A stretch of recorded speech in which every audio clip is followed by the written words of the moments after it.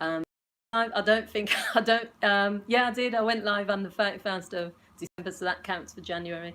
Um, and the reason for this is because obviously I make my videos and I post them every Thursday. I upload a new video, but sometimes this is a nice way of being interactive, and hopefully we'll get some people joining live. If not, it's fine. You can watch the the replay, and you can add your comments then. So what I want to talk about in this video is something that I feel a lot of you will be able to relate to. So I was watching a program yesterday called, or the day before, Forbidden Weddings, Bride and Prejudice. And the premise of the program is families where there are couples and their families do object to their them getting married for different reasons. So the three reasons were to do with their age. So you had a couple where the man was 20 and the young woman was 18, and their family didn't, they objected to them on age basis. There was an interracial couple, so the man was Indian and the girl was from Russia. So the Russian parents didn't, the mum of the Russian lady didn't objected, and the Indian family, they were fine with her. And then the third one was sexuality. So you had someone who, it was a gay couple, and one of the partners, their family were fine, they accepted his sexuality, but the other partner, his family were against it. His mum in particular was really, on religious basis, objected to him being gay. So in these situations, the one thing to think about is you always have to consider where the prejudice is coming from. What's the reason that your family objects? So if it's to do with their mindset and their religious beliefs, and they've just been brought up to think this way, it's going to be unlikely that you're going to be able to change their mindset or do anything about that. And it's important for you as a person coming into a family where there is objections to you dating someone, that you know what the reason is. Sometimes it could be that they don't understand, and there might be a level of, okay, I'll have more conversations. I'll explain that, yes, I'm only 18 and I want to get married, but you might need to show them that you're mature enough. You might need to discuss why it's important for you to get married at a young age so that they understand why you're doing it. In other cases, it might just be that they're not going to approve no matter what you do or say, and it's important for you to know that from the offset. So I want to talk about how this sort of prejudice affects relationships, how it affects the individual who's not being accepted, and what you can do about it. So it affects the relationship by putting a strain on the relationship, because it makes one person feel like they're in the middle. If you're the partner who has brought someone into your family and that person is not being accepted by their in-laws, you can feel like you have to defend your family's decision. No one likes the idea of someone talking badly about their mum or dad. So if your partner is saying, your mum hates me, or your dad is racist, or your uncles and aunts always treat me badly, you're not going to want to hear that, as it's your partner and their feelings, but you're also not going to want to sit and hear your family are being talked about in a negative way. So you're going to feel caught in the middle.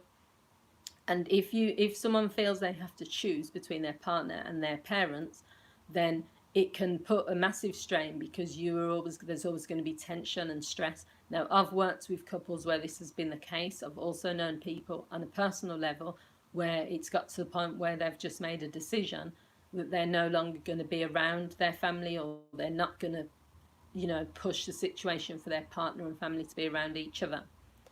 The other part really is that you can't relax and build on the relationship, because you're always worried about what your family are going to think. So any decisions that you make, sometimes you won't want to talk to your family about them, because they're going to judge you, because they're going to say, oh, you're only moving to that house because your partner wants you to, or you're only going to this particular place on holiday because your family wants that to happen. You're only letting your children go to school in this place. Everything's going to be blamed on your partner, because they've already got an idea of that person. And I think when we look at solutions, we can look at what you can do about it, but these are just some of the things that occur in these types of relationships. How does it affect the individual, the person who's being discriminated against? The first thing is they feel they can't be themselves, and this is one of the most damaging and psychologically upsetting thing, when it comes to these type of relationships. If you feel you can't be yourself, whether it's as a gay person, whether it's as a person from a minority group, whether it's because of your age, that someone's always judging you and saying to you, oh, you're too camp, or you wear certain types of clothes, you're too ghetto, you speak like this, or you're not like us, you're not part of our family, why did you choose that person, they're this or they're that. It's going to affect how you feel about yourself, and that in turn will have an impact on the relationship overall, because if you can't be yourself around your partner's family, then you're also probably going to question how you're viewed by society, but you're also not going to be able to be your full, whole, authentic self when you're together as a couple. And that's something that your partner needs to consider as well. You being your best version of yourself means that your family also, that your in-laws also have to respect you. They don't have to necessarily like you or approve of the relationship, but respect is really important. It also means you feel like you can't form a bond with your in-laws. And when you date someone, some people can just date the person and say, I don't need nothing to do with your family. They don't need to go to family gatherings. They can separate themselves. But the majority of people don't want to live like that. You want to be invited to family barbecues. You want to go to family events or on special occasions like Christmas. You want to be able to engage with your in-laws. You don't want it to just be, we have to draw a line and we can't see each other, we have to keep things separate.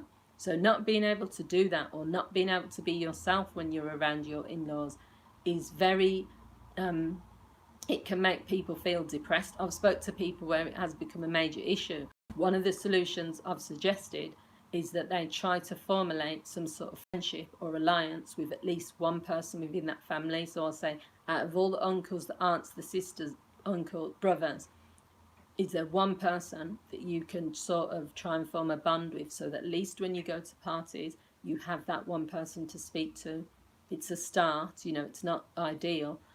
The other thing is that you can feel insecure. You can feel like your partner is going to eventually listen to what the family is saying about not liking you, and they're going to leave you, or they're going to choose someone else.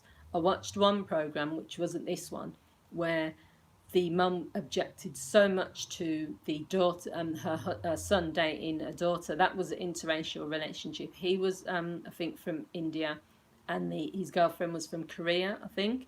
And the mum objected so much that she actually brought an Indian woman to dinner to introduce to her son, and she was saying this would be a better girlfriend for you, and she was very adamant that she didn't want anything to do with his girlfriend.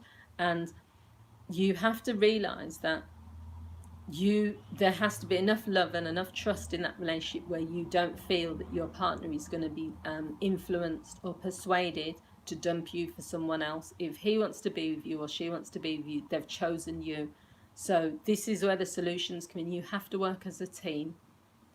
You have to acknowledge that this is not going to be a very easy situation for either of you to be in. So you have to work as a team.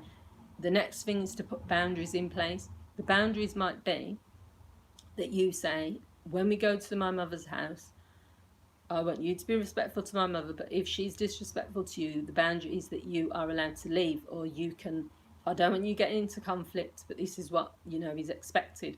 And you as the partner will also need to say that to your family as well. You don't need to like them, my partner. You don't need to accept my partner, but I will not allow you to be disrespectful. So put the rules and boundaries in place from the beginning. You can create opportunities for you to all bond together, but don't put your partner in a situation where they have to prove themselves, or where they are being disrespected and discriminated against, so that it's affecting their self-esteem. So an example would be, you might say, there's a party coming up, you're invited, I'd like you to try and bond with my father at the party, or my mother. But if you know your father's racist, and you continuously leave your partner in a room with your father who's just continuously to be racist towards them, then you're just perpetrating the hurt and the damage. Because if you know it's not going to work, and you know that there's never going to be that type of relationship there has to come a point where you say, well, I'm not putting my partner through this. I don't see why they should always have to be receive racist abuse. Or same as with sexuality, if you know that your mum is never going to accept your gay partner, then yes, you can try and get them to bond. But if it gets to a point where they're just, you know, repeating Bible verses, or they're just saying, you know, you're going to go to hell, or we don't want gay people around here, then that's not productive, and also that's not helpful for your partner. So that's where the boundaries comes in. And the final thing is not to change who you are. This is for the person who is not being accepted. Sometimes what people do, because they want to fit in and they want their in-laws to accept them, they change completely who they are. Now, the difficulty with that is you're defeating the purpose there, because your partner has chosen you because of who you are. And if you start being less flamboyant, for example, or you say, I'm going to talk in a different way because I don't want them to think I'm ghetto, or I'm going to act more maturely because I don't want them to say I'm being immature, and I'm not going to be silly anymore, or I'm not going to do, you're losing parts of who you are and what your partner chose you for. And also, when the real you comes out, your in-laws are going to be like, where did that come from? Who's this person? We don't even know them. So it's not about putting on an act. It's about deciding that regardless of what other people think, you're going to remain true to who you are. They can either accept you, not accept you, but you're not going to change, because it's about you, your partner, and about, you know, maintaining the sense of who you are. So I hope you found this video useful. Please feel free to leave your comments. As I've said, I'll be going live the first of every month. I'll continue to upload every Thursday, and let me know what you think. Thanks for continuing to subscribe to my channel and for leaving your comments, and I hope you all have a great day. Bye.